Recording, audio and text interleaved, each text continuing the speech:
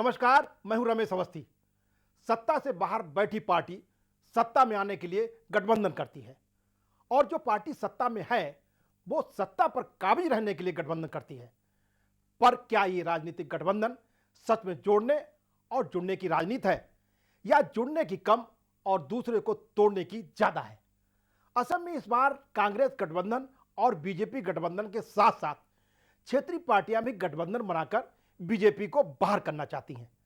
आज की हमारी इस खास पेशकश में आपको बताएंगे असम में गठजोड़ की राजनीति के कुछ खास समीकरणों के बारे में। असम में छोटी पार्टियों के पास सत्ता की चाबी।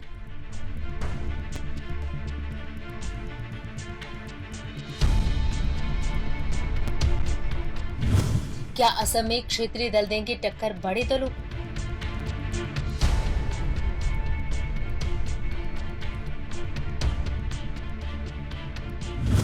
बीजेपी के लिए आसान नहीं है असम चुनाव।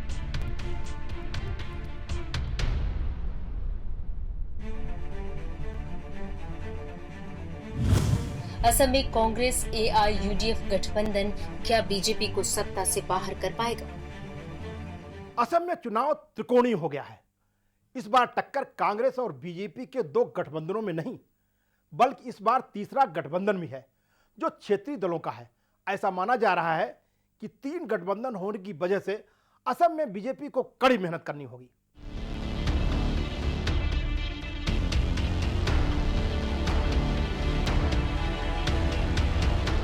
असम की 126 विधानसभा सीटों के लिए इसी महीने 27 मार्च से 3 चरणों में चुनाव होने हैं।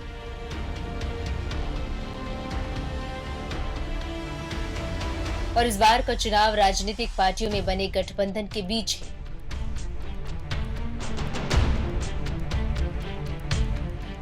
असम में आगामी चुनाव में कुछ क्षेत्रीय दलों द्वारा बनाए गए गठबंधनों की वजह से चुनाव में इन क्षेत्रीय दलों की बड़ी भूमिका रहने की उम्मीद की जा रही है।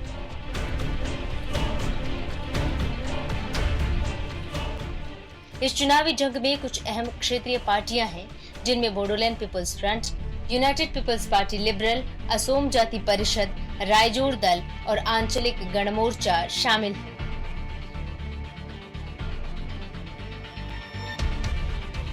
त्रिकोणीय मुकाबले में इनमें से कुछ दलों ने बीजेपी तो कुछ ने कांग्रेस और किसी ने AJP-RD से गठबंधन किया है।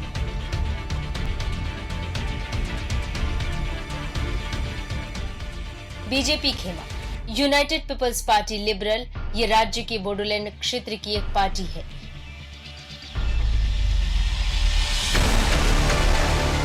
पिछले साल बोडोलैंड क्षेत्रीय परिषद में इसने बीजेपी के साथ हाथ मिलाया था। पार्टी का नेतृत्व ऑल बोडो स्टूडेंट यूनियन के पूर्व अध्यक्ष प्रमोद बोरो कर रहे हैं। केंद्र के साथ शांति और विकास समझौते करने वाले बोडो समूहों में से वे एक हैं।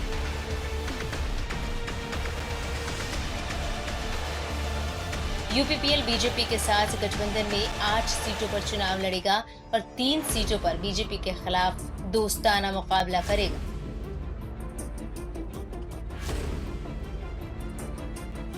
कांग्रेस खेमा Bodoland People's Front BPF Bodoland क्षेत्र में एक प्रभावशाली पार्टी है, जिसका नेतृत्व हाग्रामा मोहिलारी कर रहे हैं। पार्टी इससे पहले बीजेपी के साथ गठबंधन में थी और उसके राज्य सरकार में 3 मंत्री भी थे। उन्होंने हाल ही में कांग्रेस से हाथ मिलाया है।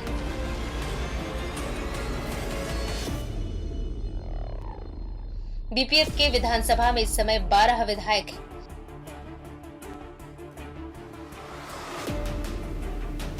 तीसरा गठबंधन असोम जाति परिषद और रायजोर दल।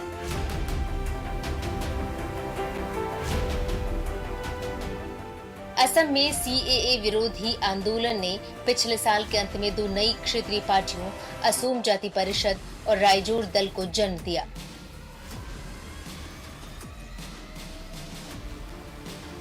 AJP को ऑल असम स्टूडेंट्स यूनियन और असोम जातीयवादी युवा छात्र परिषद का समर्थन है। पार्टी का नेतृत्व लुरिन ज्योति गोगोई कर रहे हैं, जो ASU के पूर्व महासचिव।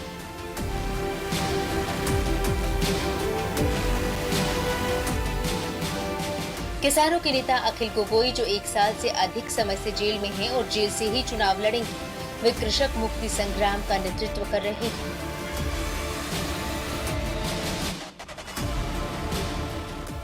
All India United democratic front प्रमुख मौलाना बदरुद्दीन अजमल ने हाल ही में कहा था कि आगामी असम विधानसभा चुनाव में बीजेपी को राज्य की सत्ता से बाहर करने के लिए उनकी पार्टी ने कांग्रेस के साथ गठबंधन किया है।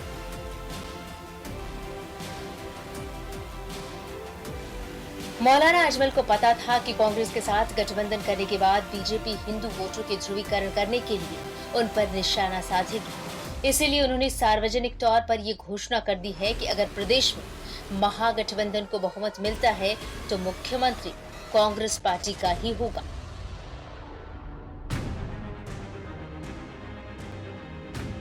अर्थात AIUDF ने साफ कर दिया है कि वो किसी भी हालत में कांग्रेस पार्टी से नाता नहीं तोड़ेगी।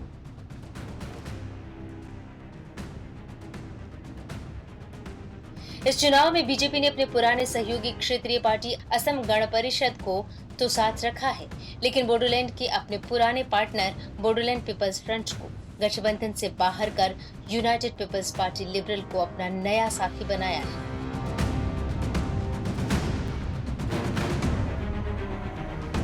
दरअसल पिछले साल 40 सीटों वाली स्वतंत्र बोडोलैंड टेरिटोरियल काउंसिल के चुनाव में हग्रामा मोहिलारी को party Bodoland People's Front BPF ने सबसे अधिक 17 सीटें जीती थी और उस दौरान वे असम सरकार में बीजेपी के पार्टनर भी थे।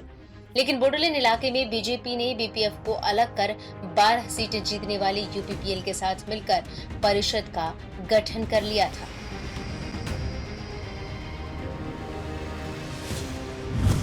इस चुनाव में बीजेपी ने 92 सीटों पर अपने उम्मीदवार उतारे हैं। उनकी सहयोगी असम गण परिषद AGP ने 26 सीटों पर और United People's Party Liberal UPPL 8 सीटों पर चुनाव लड़ रही है।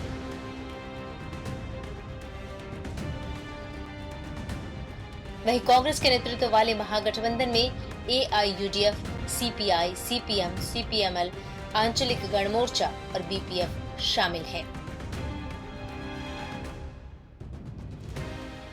CAA कानून पास तो हो गया, लेकिन उसको लेकर नियम अभी तक नहीं बने हैं। असम ऐसा राज्य है जहां पर इसका सबसे ज्यादा विरोध हुआ था, तो एक तरफ उसका विरोध करने वाले थे और दूसरी तरफ इसका समर्थन करने वाले थे, लेकिन अब तक नियम नहीं बनने से कोई भी खुश नहीं है। ऐसे में इन दोनों वोट बैंक को बीजेपी कैसे साधती है, ये देखने वाली बात होगी। नागरिकता संशोधन कानून अर्थात CAA के विरोध में बनी राज्य में 2 नई क्षेत्रीय पार्टी।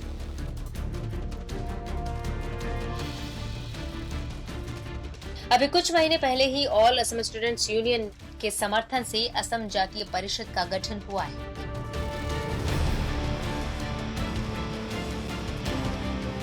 जबकि जेल में बंद जाने वाले RTI कार्यकर्ता अखिल गोगोई के संगठन कृषक मुक्ति संग्राम समिति ने रायजोर दल नाम से एक राजनीतिक पार्टी बनाई है और इन दोनों दलों ने आपस में गठबंधन किया है।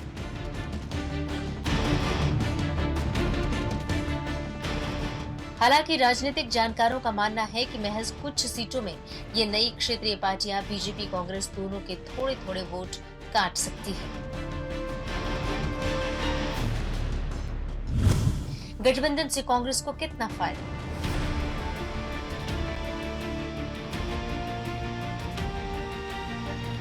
प्रदेश में आए दिन बीजेपी और कांग्रेस के बड़े नेता स्टार प्रचारक के तौर पर सभाएं कर रहे हैं।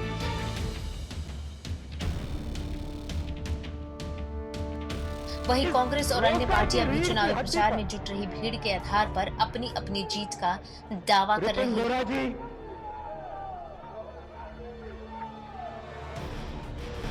लेकिन क्या सही में कांग्रेस के नेतृत्व में बनाया गया महागठबंधन बीजेपी को सत्ता से बाहर कर सकता है?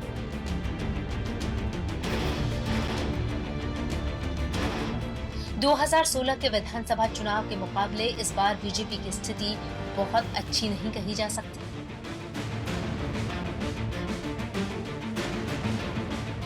कांग्रेस AIUDF के साथ आने से बीजेपी की चुनौतियां काफी बढ़ गई।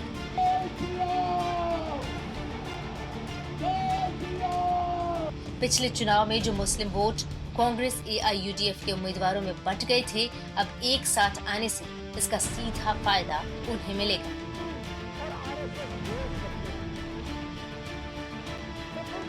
AIUDF के बदरुद्दीन मुस्लिम वोटरों का ध्रुवीकरण करेंगे और उनके अब तक के चुनावी बयान इस बात की गवाही भी है।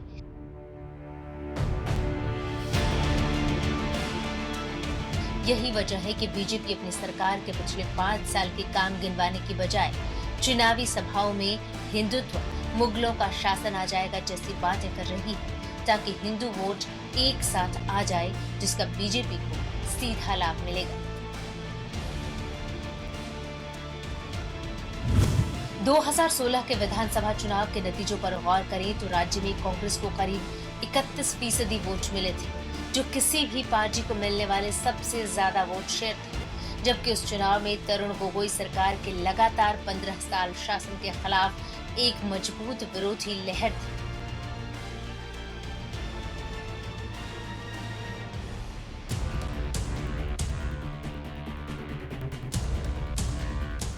राज्य में परिवर्तन के लिए मोदी की लहर भी थी। उस चुनाव में बीजेपी को 29.5% वोट मिले थे। बीजेपी ने 60 सीटें जीती थी और कांग्रेस को 26 सीटें मिली थी।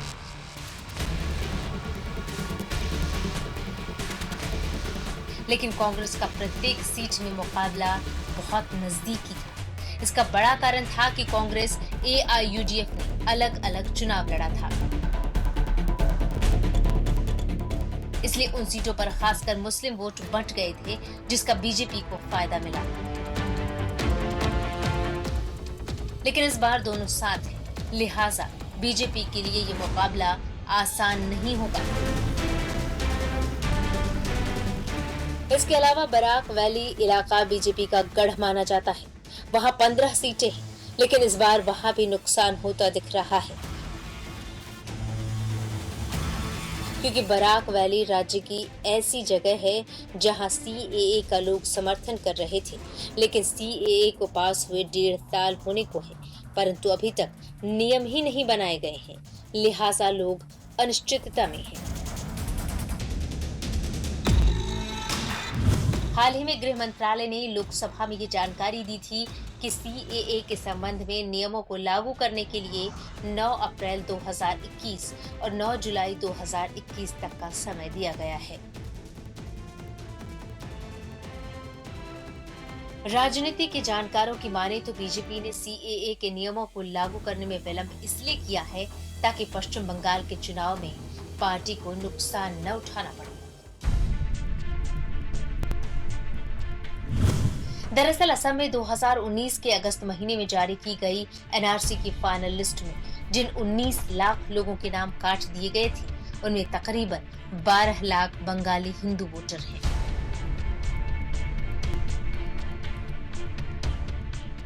पश्चिम बंगाल की मुख्यमंत्री ममता बनर्जी ने बंगाली हिंदुओं के इस मुद्दे को अपने राज्य में जोर शोर से उठाया था। बताया जाता है कि किसी कारण से बीजेपी ने बंगाल चुनाव को ध्यान में रखते हुए CAA के नियमों को लागू नहीं किया, जबकि कानून के नियमों को बनाने के लिए मानदंडों के अनुसार किसी भी कानून के लागू होने के 6 महीने के भीतर ही नियम बन जाने चाहिए। आपको बता दें कि 2016 से पहले असम में जब 15 साल तक कांग्रेस की सरकार थी, उस समय बदरुद्दीन अजमल को बिल्कुल अहमियत नहीं दी गई।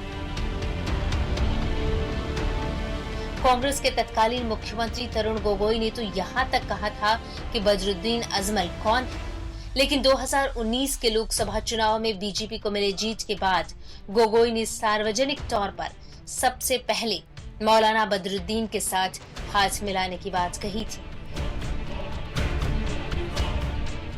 जब से कांग्रेस AIUDF ने गठबंधन की घोषणा की है, राज्य में चुनावी दौरा कर रहे गृह मंत्री अमित शाह से लेकर राजनाथ सिंह तक बीजेपी के सभी बड़े नेता इस गठबंधन पर निशाना साध रहे हैं।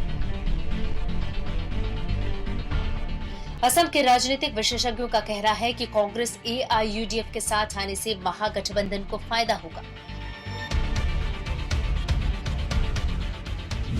पिछले चुनाव 2016 में कांग्रेस ने 26 सीटें जीती थी, उसमें 15 विधायक मुस्लिम थे, इसलिए पिछले चुनाव में AIUDF की कम सीटें आई थी। उसके केवल 13 विधायक ही जीत पाए थे। इस तरह दोनों पार्टियों में कुल मुस्लिम विधायकों की संख्या 28 थी और एक मुस्लिम विधायक बीजेपी से जीत कर आए थे। इस तरह कांग्रेस AIUDF अलग अलग चुनाव लड़ने से उन्हें कई सीटों पर नुकसान उठाना पड़ा।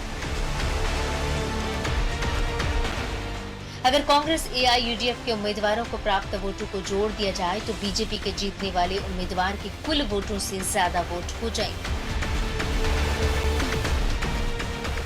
लिहाजा साथ आने से उन सीटों पर इस बार फायदा मिलेगा। लेकिन इसके अलावा हग्रामा मोहिलारी की पार्टी BPF के महागठबंधन में शामिल हो जाने से बीजेपी के लिए चुनौती और बड़ी हो गई है, क्योंकि असम में 2005 से जिस भी पार्टी की सरकार रही है उसमें हग्रामा सहयोगी रहे हैं।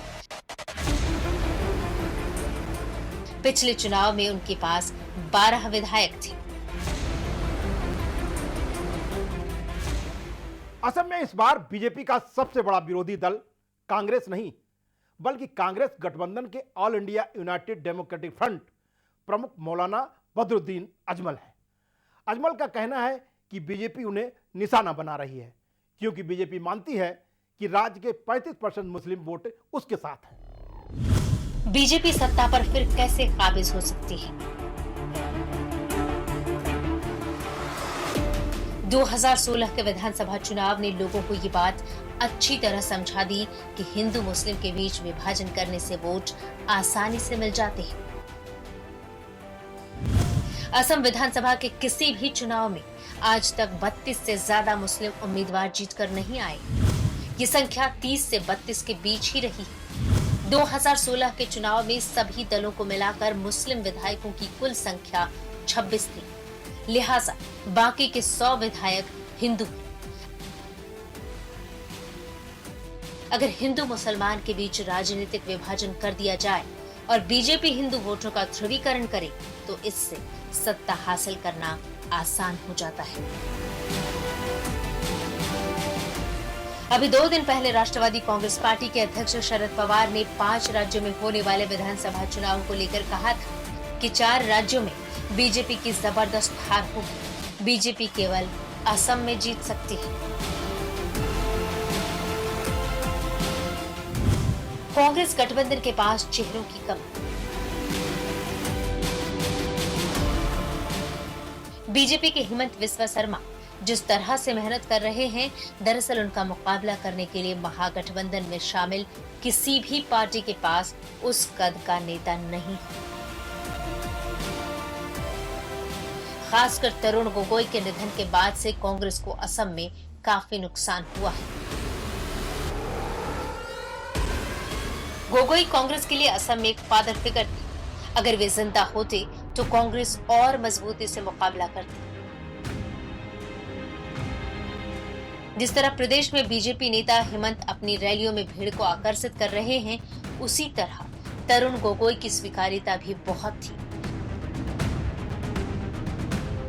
कांग्रेस के अन्य नेताओं के मुकाबले गोगोई का काउंटर अटैक ज्यादा प्रभावी होता, क्योंकि गोगोई को असम के लोग बहुत प्यार करते थे। असम में खासकर मुसलमानों को लेकर होने वाली राजनीति को समझने वाले गुवाहाटी हाई कोर्ट के वरिष्ठ वकील हाफिज रशीद अहमद चौधरी कहते हैं कि पहले चरण में जिन 40 सीटों पर मतदान होना है वहां ज्यादा हिंदू वोट है और बीजेपी उन सीटों पर सांप्रदायिक ध्रुवीकरण करने का प्रयास कर रही है। लेकिन उन सीटों में कांग्रेस का भी पुराना आधार रहा है। पिछले चुनाव 2016 में कांग्रेस ने इन्हीं असमिया हिंदू बहुल इलाकों में 9 सीटें जीती थी, जबकि जिन असमिया लोगों ने पिछली बार बीजेपी को वोट किया था उनमें काफी लोग CAA को लेकर नाराज हैं। इसलिए कांग्रेस को यहां ज्यादा नुकसान नहीं होगा। रशीद कहते हैं कि बीजेपी अजमल के नाम से हिंदू वोटरों को डराने की कोशिश कर रही है। लेकिन अजमल ने तो घोषणा ही कर दी कि अगर कांग्रेस नेतृत्व वाले महागठबंधन को बहुमत मिलता है तो सीएम कांग्रेस का ही होगा। जो पढ़े लिखे लोग हैं वे इस तरह की राजनीति को समझने लगे। इसके अलावा जोरहाट, शिवसागर, डिब्रूगढ़ जहां थोड़े बहुत मुसलमान वोट हैं वे कांग्रेस को ही मिलेंगे, क्योंकि वहां अजमल की पार्टी का कोई उम्मीदवार ही नहीं होगा। ऐसा लगता नहीं है कि अजमल के नाम से कांग्रेस को नुकसान होगा। अभी हाल ही में बदरुद्दीन ने पत्रकारों के समक्ष कहा था, असम में कांग्रेस ही एक पार्टी है जो बीजेपी को टक्कर दे सकती है, इसलिए हमने कांग्रेस को ज्यादा से ज्यादा ताकत पहुंचाने की कोशिश की। हमने कांग्रेस के लिए जो सीटें छोड़ी हैं और जहां 20-25 हजार अल्पसंख्यक वोट हैं, मैं वहां कांग्रेस के लिए प्रचार करने जाऊंगा और उन सीटों को कांग्रेस के लिए निकाल कर लाने की पूरी कोशिश करूंगा। हमारा एक ही लक्ष्य है कि बीजेपी असम से विदा हो जाए। असम में करीब 30 सीटों पर मुस्लिम वोट बैंक किसी पार्टी की जीत हार तय करता है, जो कि बीजेपी के लिए एक चुनौती बन सकता है। फिर भी असम में लगभग 100 सीटें ऐसी हैं जहां हिंदुत्व और जय श्री राम की राजनीति बीजेपी के लिए काम कर सकती है। इसलिए बीजेपी इन्हीं 100 सीटों पर पूरी ताकत झोंक रही है। हिंदुत्व के फायर ब्रांड नेता और उत्तर प्रदेश के मुख्यमंत्री योगी आदित्यनाथ के दौरे पार्टी की इसी रणनीति का हिस्सा है। बीजेपी के निशाने पर कांग्रेस नहीं बल्कि अजमल। उस राज्य के खिलाफ इस चुनाव में कांग्रेस के मुकाबले बीजेपी नेता अजमल पर निशाना साध रहे हैं। क्यों? इस सवाल का जवाब देते हुए बदरुद्दीन कहते हैं कि बीजेपी अगर किसी को निशाना बना रही है तो वो केवल मैं हूं। वो चाहते हैं कि अजमल को खत्म कर दो तो 35% वोट एक तरफ खत्म हो जाएगा। बीजेपी को डर है कि 35% मुस्लिम मतदाता अजमल की बात सुनते हैं। इस डर की वजह से बीजेपी के लोग मुझे अपना दुश्मन समझते हैं। एआईयूडीएफ के साथ गठबंधन से कांग्रेस को खासकर हिंदू बहुल ऊपरी असम में नुकसान होने के सवाल पर बदरुद्दीन कहते हैं कि कांग्रेस 134 साल पुरानी पार्टी है, लिहाजा उनका मतदाताओं में अपना आधार है। चाय बागान के लोग हमेशा कांग्रेस के साथ रहे हैं। पिछली बार बीजेपी ने चाय जनजातियों को झूठे प्रलोभन देकर अपनी तरफ कर लिया था, लेकिन इस बार वे लोग कांग्रेस के साथ हैं, इसलिए कांग्रेस इस बार अच्छी सीटें लेकर आएगी।